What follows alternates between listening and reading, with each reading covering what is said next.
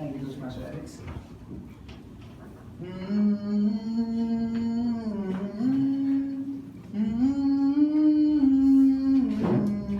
And that was the music that helped me impress my girlfriend when I was at, let's say. Talking about school, how many of you, like, if I ask you to recall your memory of school, what will you think about? For me, it's almost everything apart from academics. Good evening, fellow Toastmasters and guests. My name is Dipesh Khanna.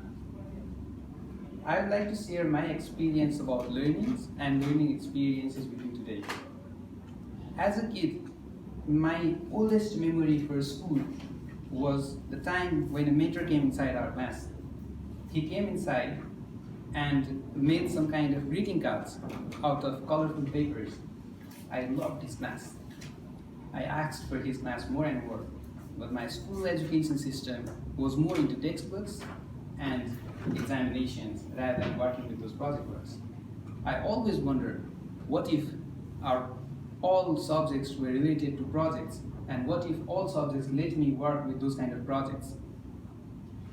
Today, when I look into the world, most of our kids are into Montessori, are working with projects, are doing some different things. They rarely have homeworks, they rarely talk about examinations, they always talk about the things that they did in their school and what they worked in school.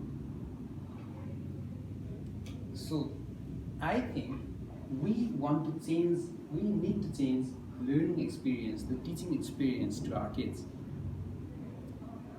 Let's start with why.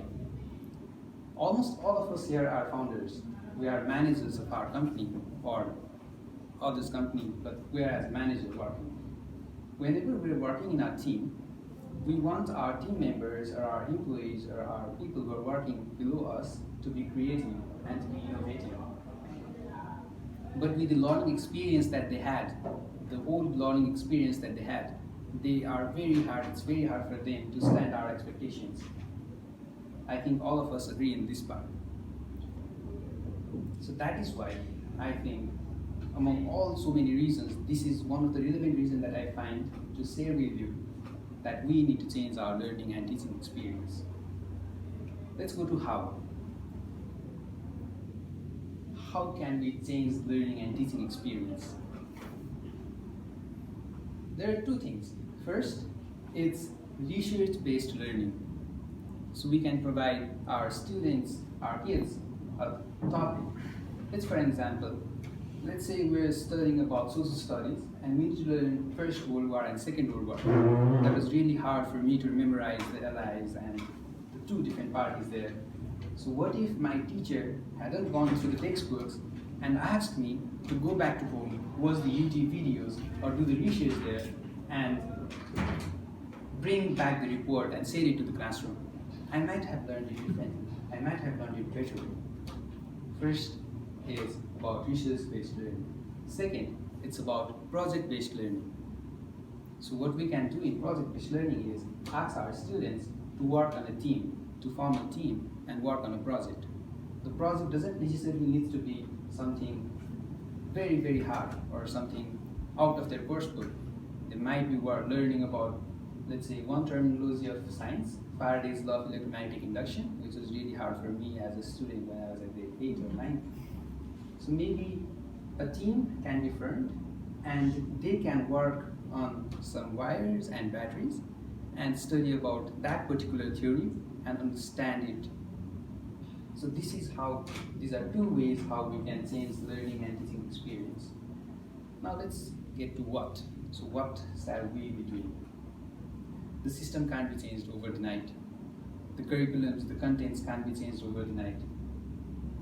We need to think a different way that we can integrate our course to the existing curriculums.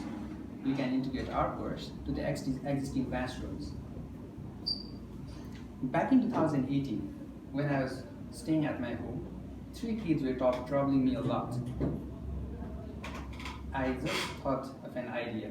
I gave them a project. The name of the project was Paint the Wall. So I asked them to paint a wall. I asked them to predict the amount of color required to paint the wall. I asked them to predict the amount of time required to paint the wall, and I also asked them to predict the amount, the finances that is required to paint the wall. After they submitted the report, let me just briefly explain what they have learned out of this project. First, they learned about area and perimeters. Second, they learned this most hardest topic in schools of mathematics, that's unitary method. And third, they learned about ratio and proportion. Along with that, they also learned about negotiation skills and all those things. So working on a project, that really fascinates me. The learnings that the kids had working with that simple project was really nice, and they learned multiple things working in just one project. Fellow Toastmasters and guests, today I'm working with 5 educators who teach to 700 students every week in this different way, in this new way. They helped me to create similar kind of project works. They helped me to finalize similar kind of research topics and go to the classroom and teach the kids in different way.